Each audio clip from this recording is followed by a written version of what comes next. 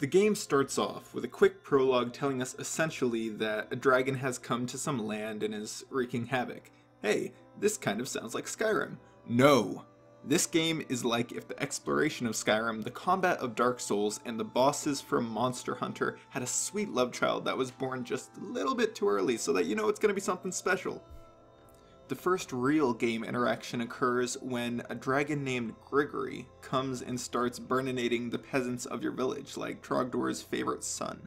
You, like the calm and rational person we all know you to be, valiantly charge forth and slay the dragon, becoming the hero of the town. Nah, I'm just kidding. You attack it with a longsword that is about as effective as a rusty spoon. I mean, thankfully, rusty things silence in this game, so you've got that going for you. The point is, you're an idiot, and get the crap beaten out of you with a flick of the dragon's wrist. The dragon thinks you make a good plaything, and then decides to quite graphically rip your beating heart out of your chest and make you his undying archenemy. Mainly because his current archenemy is a little and doesn't want to fight him. Yada yada, story stuff, and you get into the game with your quest being to go find that overgrown, and I mean really overgrown, garden snake, and get back your heart. This is where the fun begins.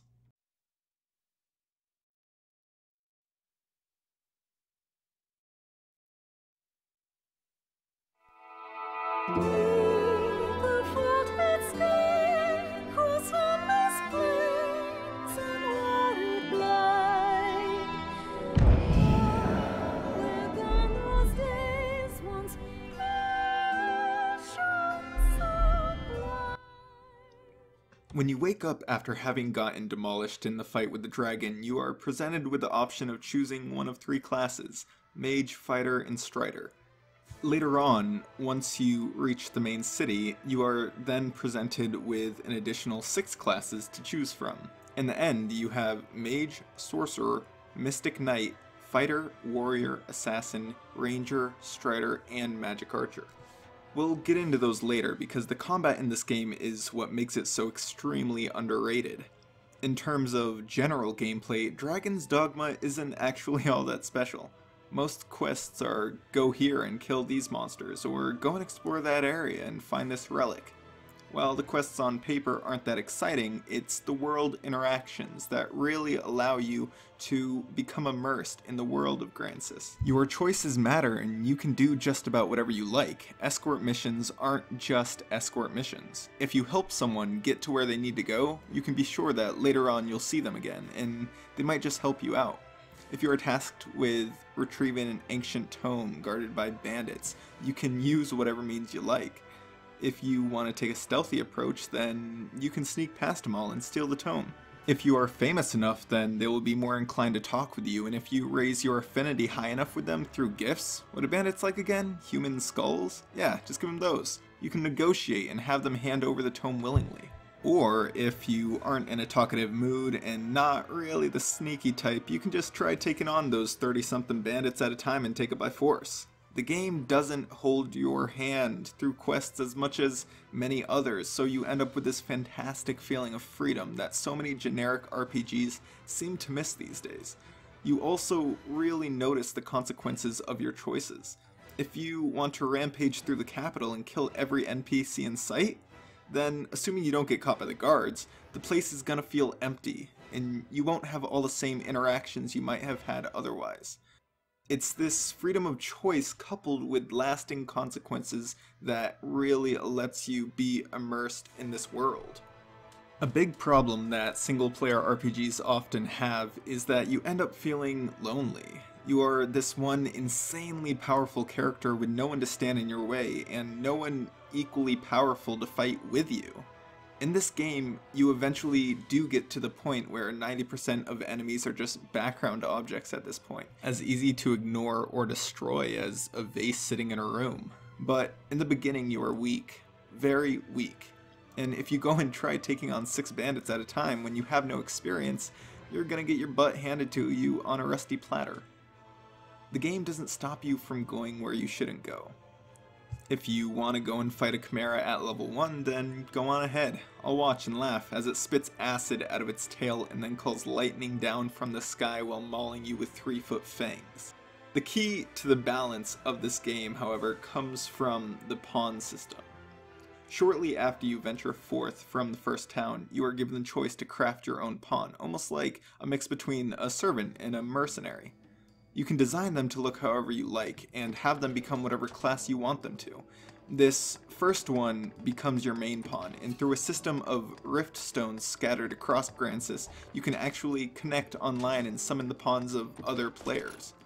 What this does is presents you with class versatility.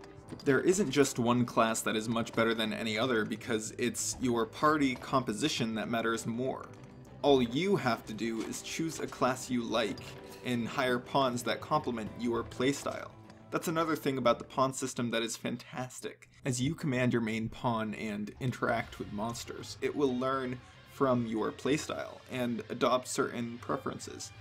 Sometimes this can be fantastic when you have a fighter pawn that is inclined to draw aggression and watch your back so that you can deal the damage. Other times you might just end up with a sorcerer that is more interested in that pretty flower over there than the fight at hand. In a worst case scenario, you can reset your pawn's inclinations with a potion and start over, or manually set their inclinations with another few potions. All of this is just to lead up to the greatest part of the game, the combat.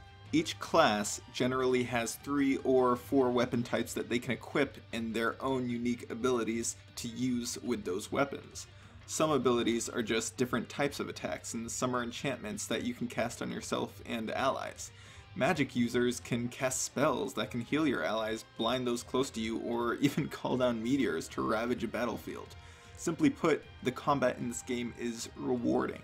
The leveling system for classes really makes you appreciate the time that you put into developing your aptitude in a class. In the beginning, as a mage, you can do little more than send out a fireball to burn an enemy. And in the end, you can summon tornadoes, meteors, ice spires, and wield whips made of lightning. And each class is balanced in its own way around its capabilities. If you want to cast a very powerful spell, then you need good positioning and ample time to prepare the incantations. If you are a warrior and want to deal massive damage with a two-handed greatsword, then you need to time your attacks because they have slow and powerful animations. Assassins, on the other hand, have very quick animations and can literally interrupt their own abilities if they sense a threat and react accordingly. As a fighter, if you are able to master the timing, you can counter an enemy's attack, dealing massive damage back at them. The list of reasons why the combat in this game is so good goes on for miles. Each enemy has its own AI, and you need not only different battle strategies, but also different team compositions to take some of them on. If you only have magic users and go up against a golem only weak to physical attacks, it is going to take ages to whittle it down while you are smacking it with that wooden staff you got there. And these are just the kind of things that you learn as you go through the game and try and fail because you weren't prepared. If you aren't one to grind much, then this game is a nice hard difficulty and you'll probably die more than a few times, but that's completely okay. You never feel like the game cheated you. If you lose, then it was entirely your own fault. Maybe you were positioned too close to the edge of a cliff. Maybe you didn't see that bandit ranger hiding behind that boulder. Or maybe you just didn't respect a face full of fire. Whatever the reason, you learn from your failure and adapt. You take on the same monster in the next playthrough, and while you aren't any stronger than you were the first time, you've learned the monster's weakness and then can exploit it. And these are all the reasons why Dragon's Dogma 2 is going to be the greatest game ever. All of the concepts within Dragon's Dogma were fantastically presented in a way that really sets a high bar for combat and world interactions in an RPG. The things that stops Dragon's Dogma from being the best game ever are things that can only be remedied with more time put into development. The meshes and textures of this game, while certainly up to the standards for the time of release, aren't pushing any new horizons. The number of unique enemies in the game is somewhat lacking. Some are simply reskins of enemies previously encountered, and some AIs are noticeably repeated. There is only one main capital in the game and a few various outposts in one other town. There are many unique places in the world that end up not having anything to do in them. You might find a hidden beach with a cool name and all you end up with is a chest or two. There is so much untapped potential in Dragon's Dogma that a sequel could embrace, and if properly executed, create an RPG that will always be remembered, like Chrono Trigger or Final Fantasy VII and X. Overall, the biggest thing that Dragon's Dogma lacks is proper storytelling. They do such a fantastic job at not holding your hand that they've forgotten to give us something to care about regarding the story. So what if you lost your heart? Apparently you don't even need it. This game is one of my favorite games of all time, even in the state it is in with so much unrealized potential. Note that despite all the flaws I just listed, the game is absolutely fun and enjoyable, and if you are into RPGs with great real-time combat elements like Dark Souls or Monster Hunter, then you should absolutely go and pick this up on Steam. The point of this video is hopefully to get some attention from Capcom, so that when they are working on Dragon's Dogma 2, they know exactly where Dragon's Dogma fans want it to improve, and where they already hit the mark. Thanks for watching.